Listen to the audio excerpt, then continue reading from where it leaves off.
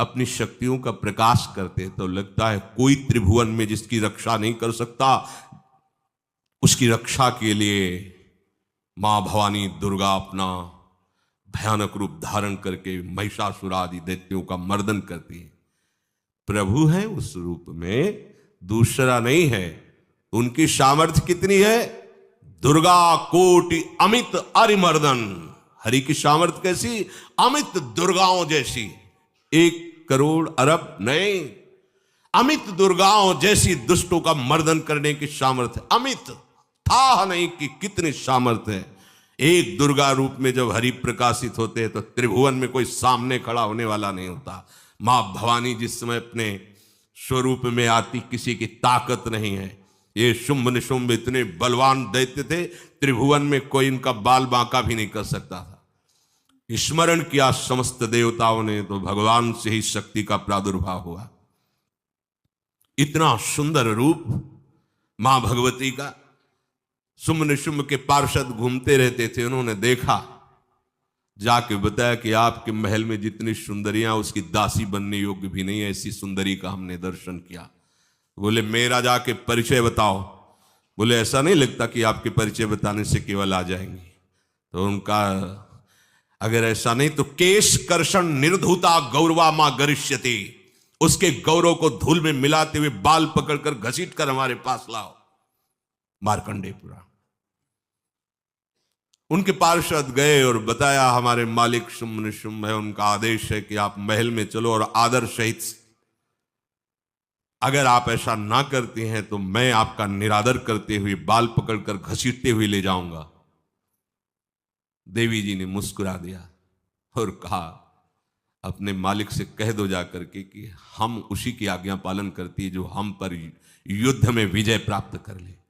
वो जाके बोले हाँ वो तो मतवाले, त्रिभुवन में कोई जोड़ ही नहीं था। आए और उद्दंडता पूर्वक वचन बोलने लगे। माता जी ने कहा तब तक बोल ले जब तक मैं मधु का पान कर रही हूं, बस ये पान करते ही तेरी जीवन लीला समाप्त हो जाएगी। ऐसा ही हुआ। जो ही पान करके सिंह पर सवार होकर गर्जना की, सारा का सारा अहंकार धूल दूषित हो गया, काट के फेंक दिया। ऐसी अनंत अमित दुर्गाओं जैसी सामर्थ्य हमारे प्रभु श्री हरि में, अमित दुर्गाओं जैसी, क्योंकि अनंत शक्तियों के स्वामी हैं। उनकी लीला में क्यों में हो? अरे वो जब करुणा करते हैं, अपनी महिमा से उतरते हैं, तो भक्त जब ऐसे कर देता है तो डरप जाते हैं। माधवदास बाबा ने कहा नहीं चलना तुम्हें ब्रज में, हम तुम्हारी कहां तक सेवा देखेंगे, तुम्हें बाल भोग राजभोग, बाबा जी हैं कभी मिला कभी यहीं रहो। वो बाबा आपके बिना नहीं रह सकते। दोबारा बोल नहीं पाए जगन्नाथ। ये सुन करके हृदय बलिहार होता है। ओ ऐसे सामर्थ्यशाली प्रभु अपने भक्त के प्रेम प्रणय पर भी कितना डरते हैं। ये भक्त नाच पड़ता है। ये कुतर्क की संशय की वृत्ति यहां प्रवेश नहीं करती। दुर्गा कोटि अमित अरिमर्दन, अमित गिनती नहीं ऐसी अनंत दुर्गाओं जैसी शक्ति हमारे प्रभु में विराजमान है।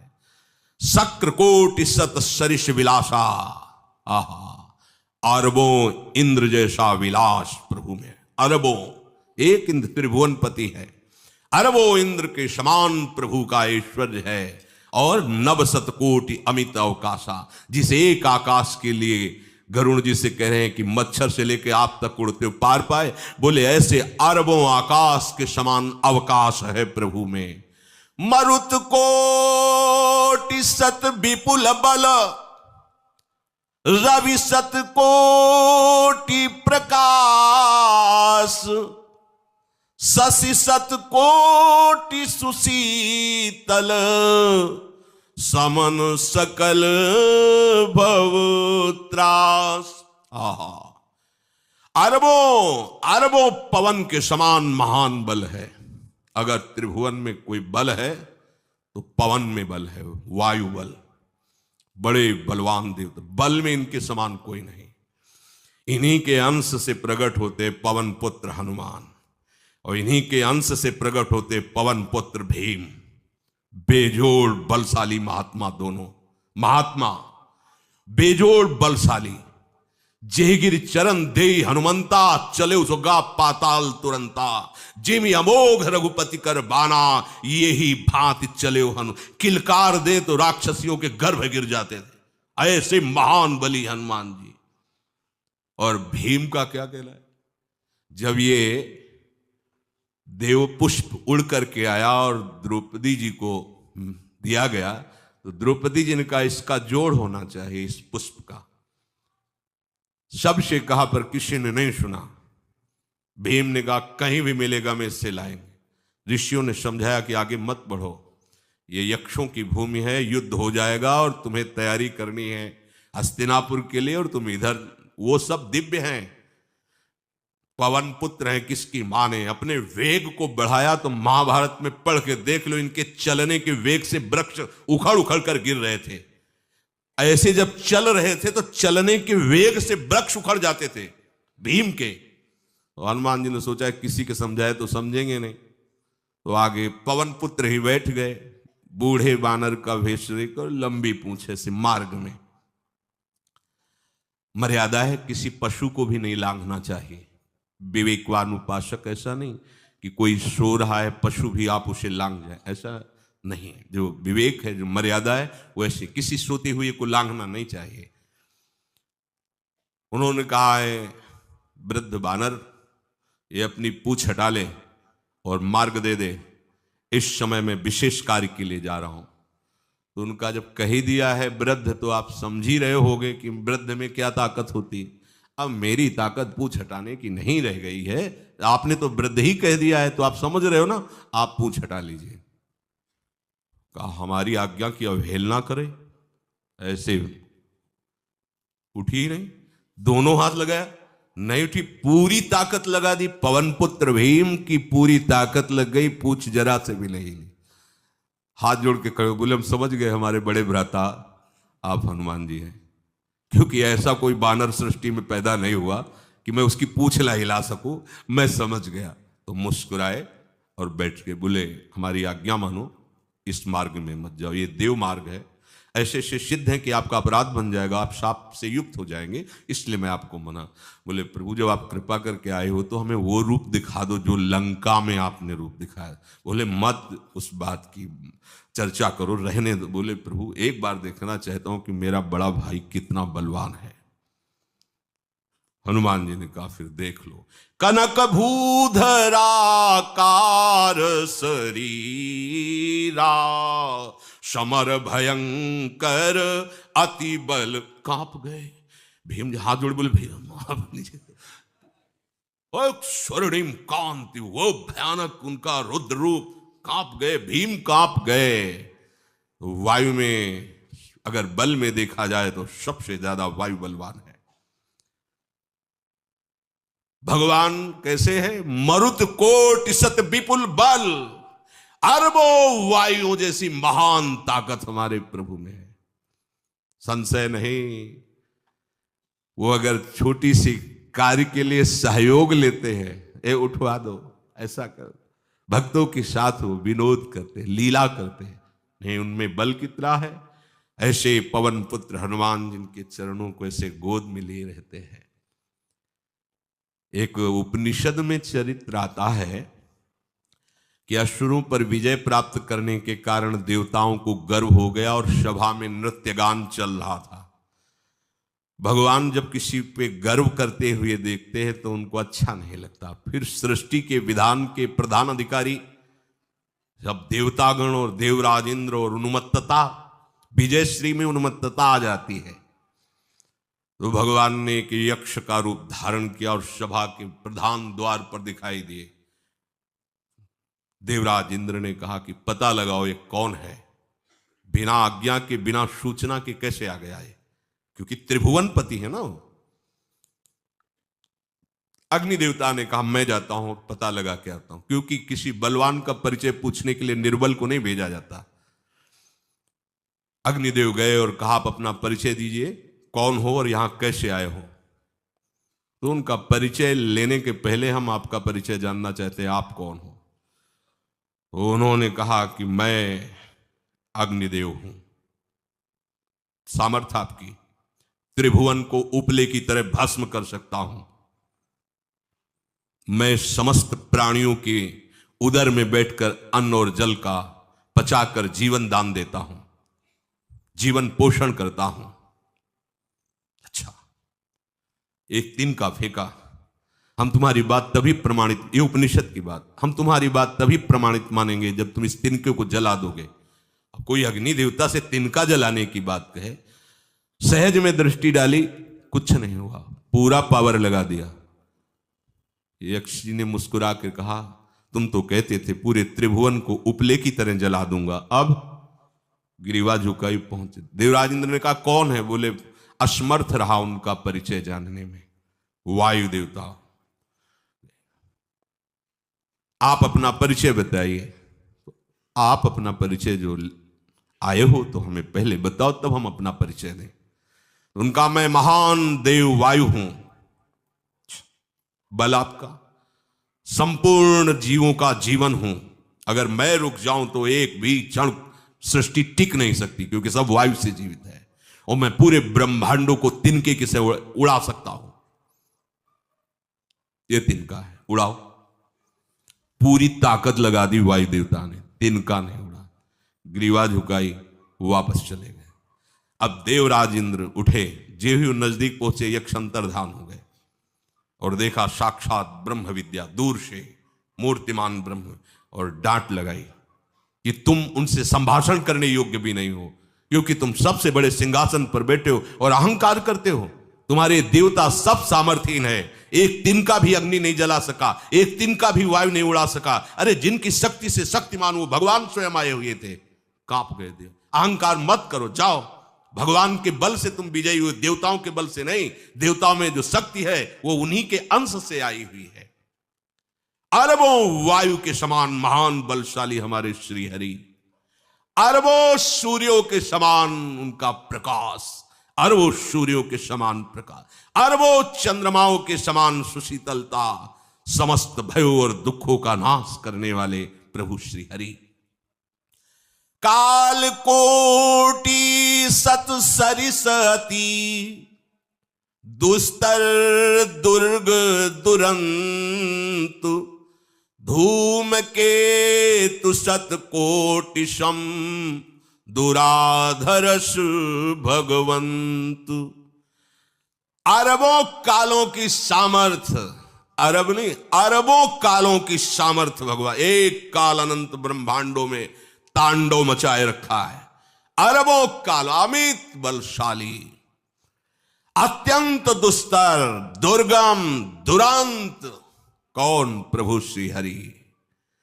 अरबों धूमकेतुओं के समान अत्यंत प्रबल सामर्थ्यशाली प्रभु, अगाध सत कोटि पताला, शमन कोटि सत सरिष कराला, तीरथ अमित कोटि सम पावन, नाम अखिल अघ पूग नशावन।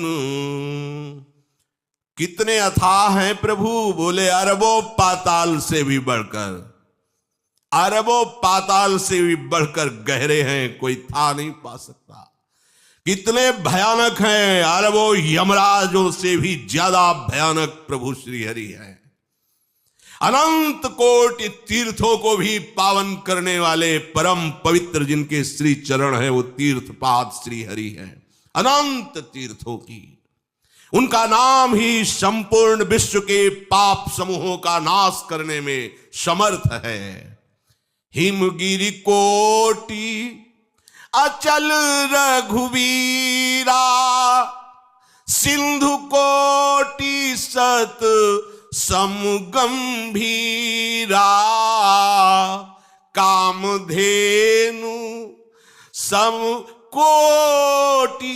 आहा, देखो अब किसके सामने तुम्हें हाथ पसारने की जरूरत है? समझो, अगर अपने प्रभु को जान जाओगे, समझ जाओगे, तो फिर कहीं इधर उधर झांकने की जरूरत नहीं, किसी के सहयोग की जरूरत नहीं। कैसे प्रभु? ऐसे वो स्थिर हैं कि जैसे तूफान चल रहा और हिमालय का आश्रय ले लो तो डरने की जरूरत नहीं, कोई भी तूफान हिमालय को उखाड़ नहीं सकता। ऐसे ही कह रहे हैं, अरबों हिमालयों जैसी स्थिरता प्रभु श्री हरि में है। अरबों समुद्रों के समान गंभीर है। कामधेनु सत कोटि समाना,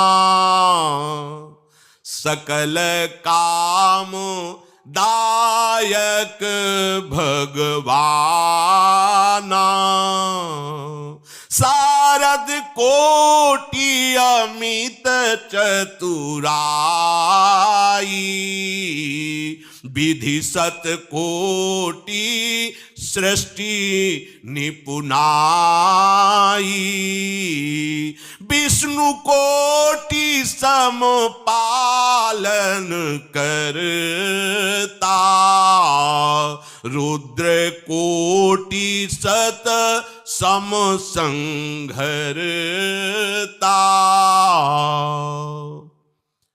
अरबों कामधेनुओं के समान प्रभु श्री हरि हैं।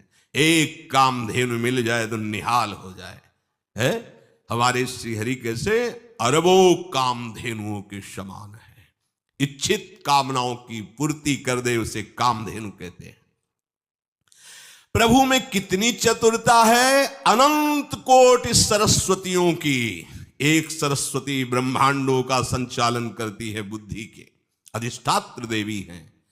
और यहां क्या, हमारे श्री हरि अनंत कोटि सरस्वतियों की चतुराई समाई हुई है। अरबों ब्रह्माओं के समान सृष्टि रचने में समर्थ। एक ब्रह्मा प्रकट कर दिया, ये वैभव प्रकट हो गया। अरबों ब्रह्माओं जैसी सामर्थ सृष्टि रचना की प्रभु में है। आहा! और अरबों विष्णुओं के समान पालन करने की सामर्थ प्रभु में है। अरबों शंकर के समान संहार करने के सामर्थ्य प्रभु में है। धनद कोटि सत सम धन वाना, माया कोटि प्रपंच निधाना, भार धरन सत कोटि अहिसा, निरवधि निरूपम प्रभु जगदीसा। अरबों कुबेरों के समान धनवान है। अरबों मायाओं के समान सृष्टि करने में सामर्थ्यशाली है। अरबों शेष भगवान के समान अनंत भार उठाने में समर्थ है। जगदीश्वर प्रभु श्री हरि की कोई उपमा, कोई सीमा नहीं है। ये उपमा रहित और सीमा रहित है। निरुपम न उपमा आन राम समान, राम निगम कहे, जिम कोटि सत खद्योत समु, रवि कहत अति लघुताल है। यही भांति निज निज मति विलास, मुनीस हरि बखा नहीं। प्रभु भाव गाहक अति कृपालु, सप्रेम सुनि सुख मानहि। प्रभु भाव गाहक अति कृपालु, सप्रेम सुनि सुख मानहि। प्रभु श्री हरि उपमा रहित हैं।